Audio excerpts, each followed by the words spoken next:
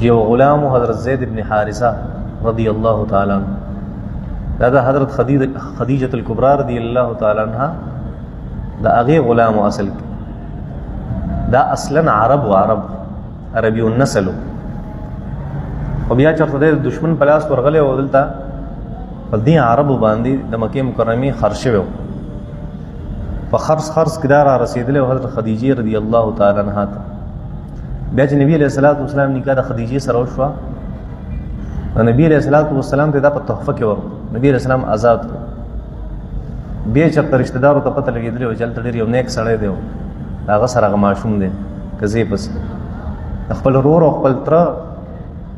او څه خلک د خپل خاندان هغه په سراله او د بوتلو نبی رسول الله فرمایله هغه آزاد کړی د مضبوطی هغه چې زغستاو سره نه زمسته نبی رسول الله سره پات بیا د نبی کریم صلی الله علیه وسلم د ځان لپس ویوالیونه وې دا زما بچی دی بس ما سره پات انساني فطرت او طبيعت هم داسې دی چې یو ماشوم داسې غیرت بیا د خپل بچی وایو جاهلیت زمانه هم د شانتی وا چې خلکو به داسې خبرې کولې نبی رسول الله د رسم مطابق کارو خدا رسم دا خلاف شرع هغه ته خپل بچی وینو جاهلیت په زمانه کې چې بچا چاته بچی وی دي تبه دی ماشوم تبه متبنا لیپالک یا سو ته ویلې شي یو بل نو متویلې شي په پښتو ژبه کې ذهن نه میوت بوللې شوی بچي بوللې شوی دته به سوي تبه متبنا دا متبنا او د نبی کریم صلی الله علیه وسلم بیا د متبنا احکامات هم هغه شانتي وسن کې د خپل بچي به میراث اغستو د متبنا او مسره شانتي پوره میراث اغستو د خپل بچي د پاره چې بچا سره تحفه تیار کړو هغه به د پاره تیار بالکل هغه خپل بچی نه څوک پرده نه کوي دنه هم پرده نه ان کې ټول خلاف شرع کوي نبی کریم صلی الله علیه وسلم خپل بچی وی بیا یو ورځ د سراله چې د بالغ شو خط تکلش سم سړی ته جوړ بیا نبی کریم صلی الله علیه وسلم د رښتې بندوبست کو څنګه چې انسان د خپل بچی د پاره کوي رښتې بندوبست نبی کریم صلی الله علیه وسلم د ترور لوروا د پوپو لوروا ترور لوروا نبی کریم صلی الله علیه وسلم حضرت زینب بنت جحش رضی الله تعالی عنها ډیره سمه خزوا ډیره پاک دامن او ډیره نیکه خزوا دا هغه نکاح نبی کریم صلی الله علیه وسلم دا هغه فرشتہ په سلاړو چې زما دی بچیلا دا رشتہ راکې زما دی متبنا له دا رشتہ راکې نو ال تاغي انکار کوي مونږ نه درکو حضرت زینب یو ورور عبد الله او حضرت زینب په خپل وینا عزت سره نکاح نه کوم حضرت زید سره ولي زید غلام دی باغه یو ټاپه لګیدل یو کنه زید خو څه زموږ د پښتنو معاشره کې تاسو خیال کړی کنه دا خبره سمجھ ته صحیح نه راځي سو پورې تا په خپل معاشره کې دا خبره فټ کړی یو انسان دی او هغه باندې خاندانی سبلې هم لګي دی انسان دی او هغه په خاندان کې چا غلط کار کړی چې هغه ټاپه کې ولګي دا هغه خاندان سره د اچا سره بیا څو رشتہ نه کوي نه وي د دې په خاندان کې پلان کې سره وغه وردا چل کړو د سره رشتہ مکو حالانکه دا غلطه خبره د جاهلیت په زمانه کې او بیا د نبی کریم صلی الله علیه وسلم پوری دا عربو خو سوچ داو چې د اغي ته د غلامه د کوم درجه او د خو ته کنزل ښکارې ده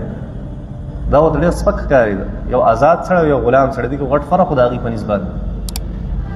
ایبه غلام نن سره روټه نه پرې هو دا سه حالات هم په چې غلام په کوم طرف لاړ خلک په هغه طرف نه تل کم ځکه غلام کینا استاد به انزو پاکو به او دا رسمونه بزدا چلیږي دا دنیا دغه شان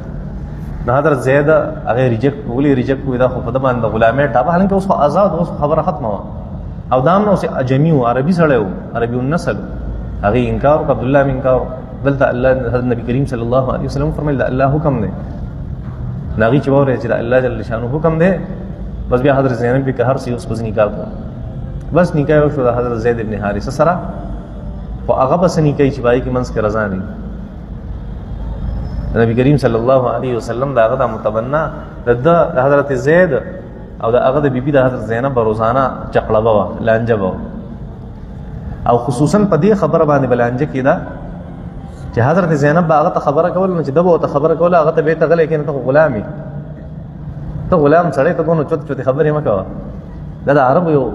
طریقې کارو د عربيان چې د جاهلیت زمانه دا د سیمه زموږ پښتانه سړی ته زړې خبرې را یادې جاهلیت زمانه چې کوم خلکو هغه به هم دغه شانتي کول نو دا خو چونکې جاهلیت زمانه نه خبر را روانه وي نو صحابه کرام رضی الله عنهم هغه مسلمانان شو نیکان شو صالحان شو او د انسان طبيعت ډېر په قلاره بدلیږي کنه دا خبره هم هغه شانتي لګي هغه وي ځکه یو صحابي چې په یو موقع باندې بل صحابي ته هغه ته پیغور وکړو د یو خبره پیغور وته کو نبی کریم صلی الله علیه وسلم په هغه باندې غوسه شو او پتا کې هغه بدبو د جاهلیت اوس هم موجوده ده د بدبو ځان نه لري نبی کریم صلی الله علیه وسلم وخت کوشش کوي قرآن مجید دا غیر راتق مکمل شوی نو چې راتق د قرآن مجید مکمل شوی نو خامخا د انسانیت او هغه کم صفات دی هغه بس کمی و را کمی وصل ته پوره کېدو کنه د حضرت زینب چون کې خبر وکړه تاسو مخ کې ما ویلو تاسو باندې دا خبر ازین خلکو باندې رب بدلږي چې زینب بارک څه وی او د جاهلیت صفاتونه او د منسوب کړه خنا زه تاسو ته خبر او ما مخ کې تاسو ته ویلو د رمضان په هر درس کې تقریبا تاسو ته ما چې په مونږ او په صحابه کې دا فرق دی چې صحابه کله یو غلط کار وکي نعوذ بالله من ذلک یا یو ګناه وکي نعوذ بالله من ذلک دا خبره مونږ نه شو کولای مثال درته لکه هغه کې دا اغینه الله شریعت جوړي او مونږ چې ګناه وکړو اغینه شریعت نه جوړي د زینب کدا کار نه کړی رضی الله تعالی عنها د قران د آیتونو نازل شوی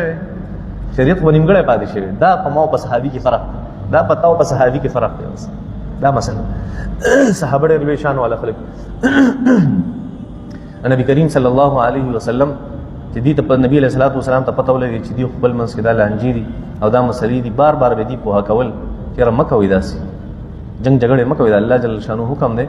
ام خډیر دا خډیر یو لوی ایشو وجه الله جل شانو په حکم باندې موږ تاسو نکاح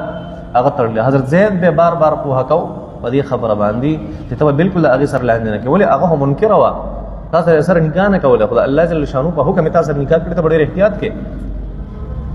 زموږ دونه خبره اغیر د غرزول ته ډېر احتیاط کې حضرت زید ته خپل بچی ته به په دې کې ډېر یو لوی سبق چې خپل سړی په پوها کې ډبل سړی د پوها کول د هغه کوشش باندې کې دا څنګه ده موږ په بل باندې چړ ورزو خپل سړی خلک چړ ورزو دا مسله نبی کریم صلی الله علیه وسلم بده پوها کو یو ورځ دا سره لبس د خپل مسجد طلاق وشو جوړ نه شو خبر اوس نبی کریم صلی الله علیه وسلم د دې طلاق نه یریدو ځکه دا طلاق دا ډېر غټه ایشو و چې یو ځای کې هغه کې څوک ستاره رشتہ نه مني استاد په خپل باندې بیا تعالی هغه رشتہ درکې او بیا ته د هغه طلاق سبب او ذریعہ جوړ شي مته استاد بچي دی کنه او تا هغه بچي کنټرول نه کوو هغه څوک طلاق ورکونه دا ډېر لوی شرم چام سنوي او نبی کریم صلی الله علیه وسلم هم محسوسول چې دا کار خو نه شو دا خبر ډېر عجیب شو ډېر ناشنا شو طلاق شو منځ نبی کریم صلی الله علیه وسلم سره اوس الله جل شانو یو بل ناشنا کار الله جل شانو نبی کریم صلی الله علیه وسلم ته فرمایل اوس دا جنې چې ته په نکاح واله دا ډېر ګران کار ډېر مشکل کار اسی د 2 منټو د پاره سوچوګه چې فرض کې یو پلار دی او دا هغه بچی دی او دا هغه بچی د هغه خزه ده یعنی د انګور ده او دا الله حکم راځي د انګور سره د نکاح وکړه دا کار آسان دی د جاهلیت په زمانه کې د نبی علیہ الصلوۃ والسلام په بیا دا رسم را رسیدل او د خلکو سوچ او طبيعت خداو چې چاته د پخلوي چې زما بچی دی بس تا بچی دی دا هغه د خزه سره نکاح نشي کولای هغه په میراث کې برابر تاسو سره شریکي اسم نشي کولای نبی کریم صلی الله علیه وسلم باندې ډېر ګران شو او نبی علیہ الصلوۃ والسلام او یریدو چې د خلک پسوي الله جل شانو فرمایل نه د خلکو نه ولي یری یره بس صرف د الله جل شانو نه دا نه چې نبی علیہ السلام د الله نه یریدو د الله جل شانو نبی علیہ السلام یریدو او نبی کریم صلی الله علیه وسلم د خلکو د خبرو نه یریدو چې دی اوس پروپاګاندا کوي ځکه نبی علیہ الصلوۃ والسلام مبارک او الله جل شانو دې ګوت فتول نه ورکو څوک ته ګوت ونیس او دلته ناشنا کارو کو الله جل شانو په داسې امتحان کې نبی کریم صلی الله علیه وسلم هغه واچو چې هغه حیرانی دوه خبره نو دې سبق کې دا مسله بیا نبی کریم صلی الله علیه وسلم نکاح وکړه او دا اغین پس بیا منافقانو پروپاګاندا شروع کړي او دا چې عجیب خبرې شروع کړي دې سبق کې دا هغه خبرو هغه تذکرہ د خلاصه باندې سپوږ شوي آسان خلاصه